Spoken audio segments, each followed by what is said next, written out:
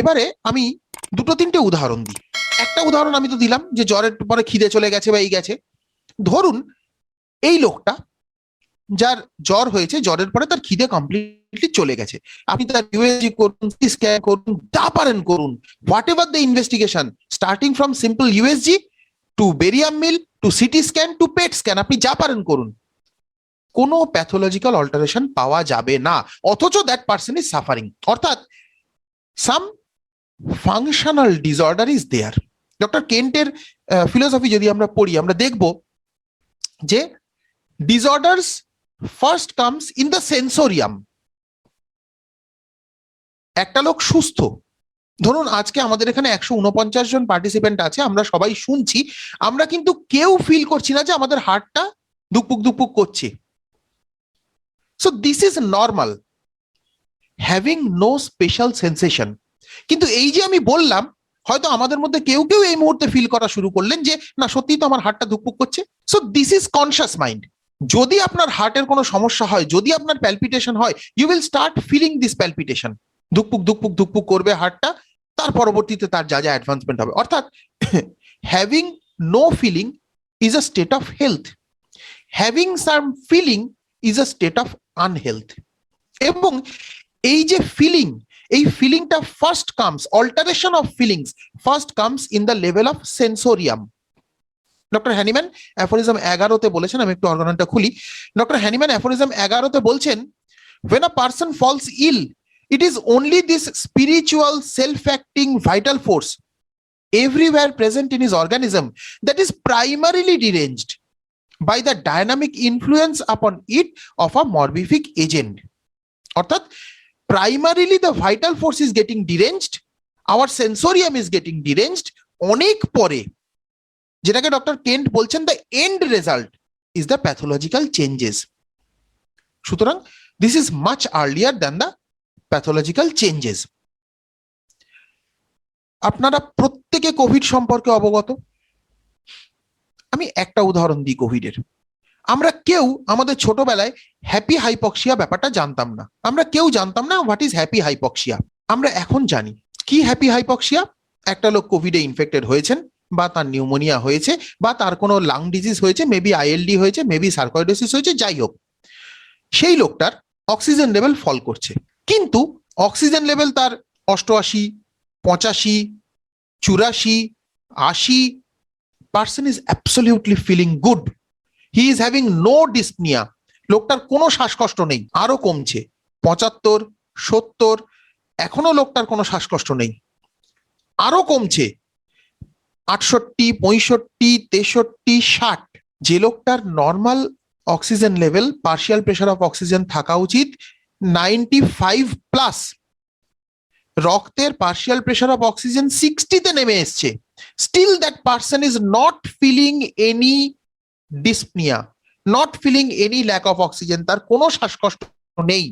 অর্থাৎ কোথাও যেন সামঞ্জস্যের অভাব হচ্ছে, যেটার জন্য যে লক্ষণটা হওয়ার কথা সেটার জন্য সেই লক্ষণটা হচ্ছে না। 80-তে নেমে এলে তার শ্বাসকষ্ট হওয়ার কথা, তার হচ্ছে না। তার প্যাথোলজিক্যাল কন্ডিশন এবং তার ক্লিনিক্যাল কন্ডিশন দুটোর মধ্যে সামঞ্জস্যের অভাব হচ্ছে, একটা ইনকোঅর্ডিনেশন তৈরি হচ্ছে। এটা একটা গ্রুপ অফ পেশেন্ট।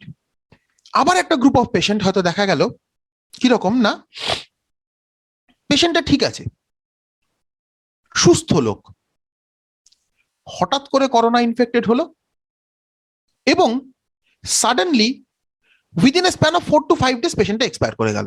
এবং যখন পেশেন্টটা এক্সপায়ার করছে তখন দেখা যাচ্ছে পেশেন্ট ইজ কমপ্লিটলি ডিভাস্টেটেড, পেশেন্টের লাংসে কিছু নেই, বাইল্যাটারাল পুরো লাং ইনভলভ হয়ে গেছে, পেশেন্টের সিটি ভ্যালু প্রচন্ড লো, অথচ এই লোকটাই দেখা গেল হয়তো তাকে ভেন্টিলেশনে দিয়ে তাকে অ্যাক্টিভ অক্সিজেনেশন করে কিছু করেই তাকে বাঁচানো গেল না, অথচ এই লোকটা কিন্তু কোভিড ইনফেক্টেড হয়েছে কতদিন, 3 দিন, 4 দিন, 5 দিন, তার আগে পর্যন্ত সুস্থ ছিল, দেয়ার ওয়াজ নো ইনফেকশন।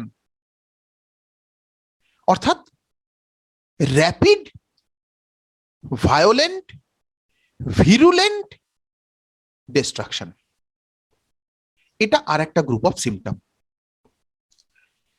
এই তিনটে গ্রুপ অফ সিমটম মোটামুটি আমরা রোগীদের ক্ষেত্রে পাই। মায়াজমের একটু ইটাইমোলজি আমরা জেনে নিই। গ্রিক শব্দ মায়াজমা থেকে এসেছে, যার মানে হচ্ছে ম্যাল এয়ার বা pollution. This theory was advanced by Hippocrates in 4th century before Christ and was accepted by Europe and China. কিন্তু পরবর্তীকালে যখন 1880-তে, এইবার দেখুন, this theory was discarded by modern scientific world after 1880 and was replaced by germ theory of disease. অর্থাৎ cock বা মানে Robert cock বা এরা যখন এদের থিওরি দিচ্ছেন, থিওরি অফ জার্ম থিওরি আর কি, theory of bacteria, theory of germ, এই জিনিসগুলো যখন আনছেন, ইট ইজ 1880। এর 50 বছর আগে, 1828, 52 বছর আগে, doctor Hahnemann has discovered something, মানে পাবলিশড হিজ ডিসকভারি। যদিও চিন্তা ভাবনা করছিলেন তার আরো 12 বছর আগের থেকে। সো হ্যানিম্যান ওয়াজ, আমরা যেটা বারবার বলি, Hahnemann was ahead of his time. Hahnemann was much ahead of his time, 50 years ahead of his time। এবং শুধু তাই না, আজকে জার্ম থিওরি, আজকের দিনেও এক্সিস্টিং জার্ম থিওরি, ধরুন এই জার্ম থিওরি দিয়ে আমি যদি এক্সপ্লেন করি, ধরুন একটা লোকের টাইফয়েড ইনফেকশন হয়েছে। এই টাইফয়েড ইনফেকশনে দেখা যাচ্ছে জ্বর আসছে, কারুর জ্বরটা দিনের বেলা বাড়ছে, কারুর জ্বরটা রাত্রিবেলা বাড়ছে, কারুর জ্বরটা মিডনাইট অ্যাগ্রাভেশন হচ্ছে। একই তো টাইফয়েড, সালমোনেলা টাইফি ইনফেকশন, একই ভিডাল টেস্টে ধরা পড়েছে বা ব্লাড কালচারে ধরা পড়েছে, অথচ তিনটে লোক, কেউ হয়তো আর্সেনিকের মতো সিমটম দিচ্ছে যার মিডনাইট অ্যাগ্রাভেশন হচ্ছে, কারুর হয়তো দিনের বেলা জ্বর আসছে, কারুর হয়তো রাত্রিবেলা জ্বর আসছে। তাহলে সমস্যাটা কোথায় হচ্ছে? একই তো germ. How can germ theory explain this? টাইফয়েডের কথা ছেড়ে দিন, একটা সিম্পল ইনফ্লুয়েঞ্জা, একটা পেশেন্ট চুপচাপ বিছানায় শুয়ে আছে, আপনি ঘরের লাইটটা পর্যন্ত জ্বাললে সে বিরক্ত বোধ করছে, আর একটা পেশেন্ট সে উঠে উঠে একটু হাঁটাচলা করলে তার ভালো লাগছে। একই ইনফ্লুয়েঞ্জা ভাইরাস, অথচ দুটো separate group of symptomatology arise করছে। There comes the importance of miasm, there comes the importance of homeopathy, because miasm, প্রথমটা আমি যেটা বললাম, দিনের বেলা aggravation, that is psoric miasm, midnight aggravation, that is psychotic miasm, nocturnal aggravation, that is syphilitic miasm। আমি কোভিডের ক্ষেত্রে যেটা বললাম, ওই যে happy hypoxia, the incoordinating miasm, that is the psychotic miasm। তার আগে যে এক্সাম্পল গুলো আমি দিয়েছিলাম, যে জ্বরের পরে খিদে চলে যাচ্ছে, একটা রেসিডুয়াল ইলনেস রয়ে যাচ্ছে, যেখানে আমরা কোনো প্যাথোলজিক্যাল টেস্টে কিছু পাচ্ছি না, only the functional disorder in the functional level, that is psoric miasm. এবং যেটা আমি বললাম কোভিডের পর শেষ ঘটনাটা, যে 3-4 দিনের মধ্যে পেশেন্টটা খারাপ হয়ে এক্সপায়ার করে গেল, that is syphilitic miasm. So আমরা যদি এই মায়াজম গুলোকে এই ম্যানিফেস্টেশন থেকে চিনতে পারি, আমি যেটা বলছিলাম, আমাদের পড়াশোনার সঙ্গে আজকের এই আলোচনাটা কিরকম, আমাদের পড়াশোনা ছিল এই মায়াজমের এই সিমটম, অর্থাৎ সোরিক মায়াজম, ফাংশনাল ডিসঅর্ডার, এটা ছিল theoretical part. Now the practical part is expecting a retrospective view.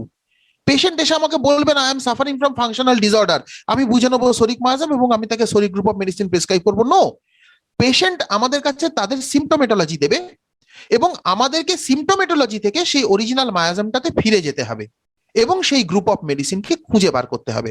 So we are actually doing a retrospective movement in front of the patient. Dr. J.H. Allen expanded the concepts of miasm after Hahnemann and in the most reliable way। নিয়ে কারুর কোনো সন্দেহ নেই যে doctor হ্যানিম্যানের এই ডিসকভারিকে হ্যানিম্যানের থেকেও যদি কেউ এগিয়ে নিয়ে গিয়ে থাকেন, হি ইজ ডক্টর অ্যালেন।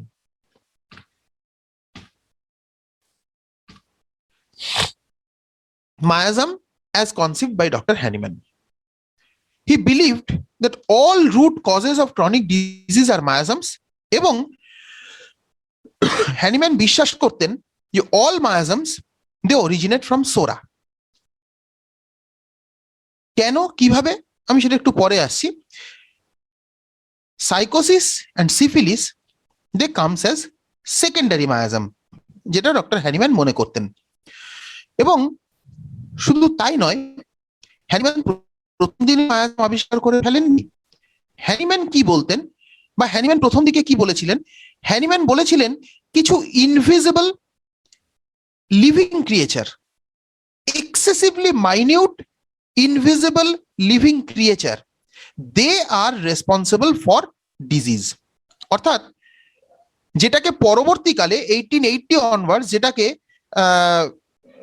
ধরুন লুই পাস্তুর বা রবার্ট কক, যাদের নাম আমি বলছিলাম, তাদের আমলে জার্ম থিওরি হিসেবে কনসিডার করা হলো। কিন্তু হ্যানিম্যানের এই কথাটার সঙ্গে যদি আমরা মেলাই excessively minute invisible living creature, কবে বলছেন? সম্ভবত 1818 বা 1819, আমি এক্স্যাক্টলি ঠিক এই মুহূর্তে মনে করতে পারছি না, সম্ভবত 1818 বা 1819। জার্ম থিওরি এস্টাবলিশড হচ্ছে 1880, তার থেকে আপনার ধরুন 1819 মানে 62 বছর আগে ডক্টর হ্যানিম্যান বলছেন যে excessively minute and invisible living creature যারা রোগের কারণ, এর সঙ্গে আমরা অ্যাফোরিজম 11টাকে মেলাই যে it is the vital force which is primarily ডিরেঞ্জড। So this is some dynamic thing which is deranging the dynamicity of the vital force and creating some sensation in an individual. This is মায়াজাম। মায়াজাম কোনটা sorry কোনটা psychotic আমরা সেই আলোচনার মধ্যে আসব। Hahnemann কিন্তু সোরা, সাইকোসিস, syphilis এর বাইরে কোনো মায়াজামের নাম নেননি। পরবর্তীকালে ডক্টর জে.এইচ. অ্যালেন টিউবারকুলার মায়াজাম নাম নিয়েছেন, সিউডোসোরা নাম দিয়েছেন, এবং তার পরবর্তীতে আজকালকার দিনে প্রচুর মায়াজাম হচ্ছে, ক্যান্সার মায়াজাম, এই মায়াজাম, ওই মায়াজাম, লিভিট। যদি আপনারা যে কোনো একটা মায়াজাম, ধরুন টিউবারকুলার মায়াজাম, ডক্টর জে.এইচ. অ্যালেন যেটাকে বলেছেন, এই টিউবারকুলার মায়াজামে যদি আমরা একটু ডিপে যাই, what is this? Tubercular miasm is nothing but a combination of psoric miasm and syphilitic miasm. আজকের দিনে এই combination of miasm is important. আমি পরবর্তীকালে বলবো what should we do, how should we proceed. এই কম্বিনেশন অফ মায়াজাম আজকালকার দিনে is very important. এবং ডক্টর কেন ইম্পর্টেন্ট? কারণ দুটো কারণে। প্রথম কথা হচ্ছে যে ডক্টর হ্যানিম্যান আমাদেরকে বলে গেছেন, যেমন ধরুন সোরিক মায়াজাম, একটা ভোলাপচুয়াস ইচিং, পিকুলিয়ার ওডার, এই যে কথাবার্তাগুলো উনি বলে গেছেন, বা সাইকোটিক মায়াজামের ক্ষেত্রে উনি যে প্রাইমারি ম্যানিফেস্টেশন অফ সাইকোসিস বলে গেছেন, তার যে সেই ডিসচার্জ, সিফিলিটিকের ক্ষেত্রে তার সেই শ্যাঙ্কার, হার্ট শ্যাঙ্কার, এই যে প্রাইমারি ম্যানিফেস্টেশন গুলো ডক্টর হ্যানিম্যান বলে গিয়েছেন, এই প্রাইমারি ম্যানিফেস্টেশন গুলো আইদার আজকের দিনে পাওয়া যায় না। আমি জানি না, আপনারা নিশ্চয়ই কেউ না কেউ যদি পেয়ে থাকেন, আমি কিন্তু পাইনি। প্রাইমারি ম্যানিফেস্টেশন অফ সিফিলিস বা সাইকোসিস আমি কিন্তু কোনো পেশেন্টের মধ্যে পাইনি। ইনস্টেড তাদের মধ্যে সেকেন্ডারি বা টার্সিয়ারি স্টেজ অফ ম্যানিফেস্টেশন আমরা পেয়েছি। এবং হ্যানিম্যান বলছেন, আমরা যদি হ্যানিম্যানের ক্রনিক ডিজিজটা পড়ি, তাহলে আমরা দেখতে পাবো এরকম যে, বা হেরিং এর লকে যদি আমরা তার সঙ্গে ইনকর্পোরেট করি, সেই হেরিং যিনি নাকি মায়াজামকে মানেননি, হেরিংস ল অফ কিওর যদি আমরা এর সঙ্গে ইনকর্পোরেট করি, তারা বলছেন যে on the reverse order of their onset cure হবে। অর্থাৎ একটা লোকের প্রাইমারি ম্যানিফেস্টেশন হয়েছিল, একটা শ্যাঙ্কার হয়েছিল, সেই শ্যাঙ্কার নিয়ে তিনি এসেছিলেন, সেই শ্যাঙ্কার ওষুধপত্র খেয়ে কমে গেছে, অবভিয়াসলি নন সিমিলার ওষুধপত্র খেয়ে সেই শ্যাঙ্কার কমে গেছে, বা সেই শ্যাঙ্কার নিজে নিজে চলে গেছে, তার পরবর্তীতে তার অন্য কিছু ম্যানিফেস্টেশন হয়েছে, সেই ম্যানিফেস্টেশন গুলো চলে গেছে, দ্যাট ইজ সেকেন্ডারি ম্যানিফেস্টেশন, সেগুলো চলে গেছে, তারপরে তার টার্সিয়ারি ম্যানিফেস্টেশন এসেছে। Now the patient comes to a homeopath, homeopath starts prescribing, কি হবে? উল্টো দিকে যাবে। অর্থাৎ এই ম্যানিফেস্টেশন, এই সেকেন্ডারি এই টার্সিয়ারি ম্যানিফেস্টেশনের গুলো চলে যাবে, তারপরে তার সেকেন্ডারি ম্যানিফেস্টেশন ফেরত আসবে, সেকেন্ডারি ম্যানিফেস্টেশন চলে যাবে, তারপরে তার প্রাইমারি ম্যানিফেস্টেশন ফেরত আসবে। এবং ডক্টর হ্যানিম্যান বলছেন, unless and until we can bring back the primary manifestation, that patient is not cured. Cure মানে cure in its true sense, rapid, gentle and permanent annihilation of the disease in its whole extent. That is not done unless and until this primary manifestation comes and is cured by a similar medicine বা by homeopathic treatment. আজকের দিনে the scenario is changed.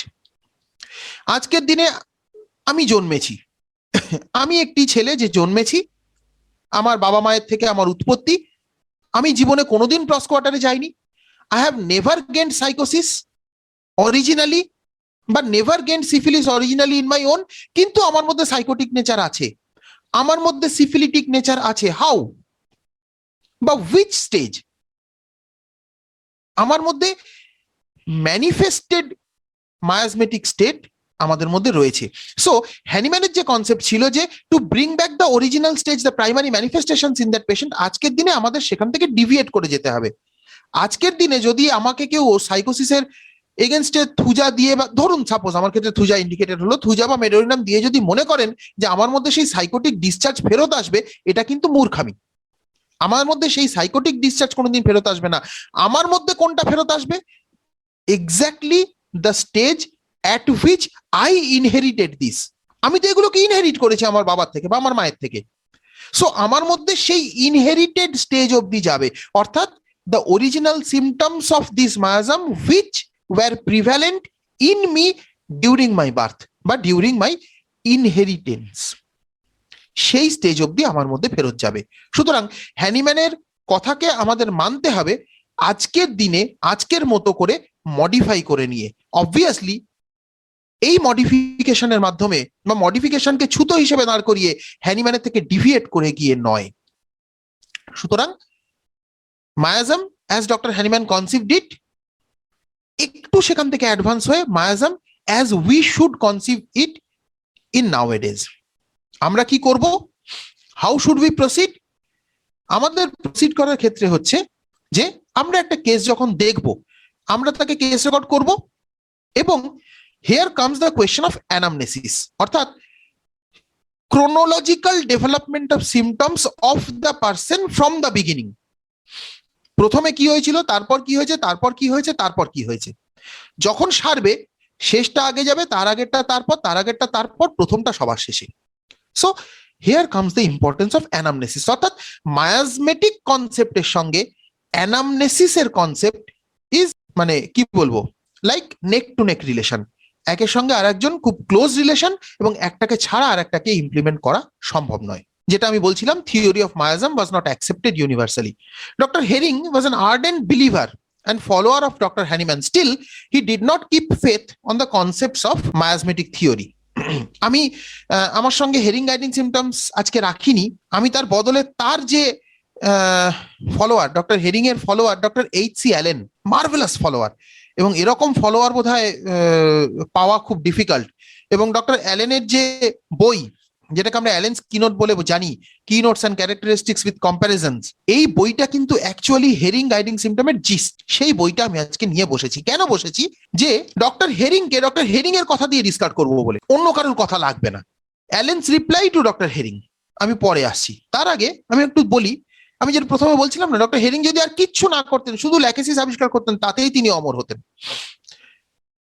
অ্যালেন্স কিনোটে লেখা রয়েছে, menses lachesis এর আন্ডারে at regular time, too short, scanty, feeble। এর পরের লাইনটায় আসুন, pains all relieved by the flow। তারপরের line, always better during menses। Let us take it a broader aspect, always better during menses। মেন্সেসটাকে off করে দিন, বসান natural discharge. Always better by natural discharge. Menstruation is a natural discharge, so always better by natural discharge। কোন miasm? সরিক miasm. Doctor herring যদি সরিক মায়াজমের basic কনসেপ্টটা না বুঝতেন, ওনার পক্ষে এই লাইনটা লেখাই সম্ভব হতো না। কেন সম্ভব হতো না, আর কেন আমি এই পার্টিকুলার লাইনটা নিলাম? আমি তো অন্য লাইন নিতে পারতাম, সেটা দিয়ে ওনাকে ডিসকার্ড করা যায়। আমি মেনস্ট্রুয়েশনের লাইনটা নিলাম কারণ হেরিং এর আর যাই হোক মেনস্ট্রুয়েশন হতো না। So this is the feeling, যে বেটার ডিউরিং মেনস্ট্রুয়েশন, এটা কোনো মহিলাই বুঝতে পারবেন, ডক্টর হেরিং এর পক্ষে বোঝা সম্ভব নয়। ডক্টর হেরিং এলিসিট করেছেন এই সিমটমটা, তার ফিমেল প্রুভারের মধ্যে থেকে খুঁজে বার করেছেন এই সিমটমটা। কোন symptom? The cream symptom of psoric miasm, better by natural discharge. Doctor Hering লিখে গেছেন।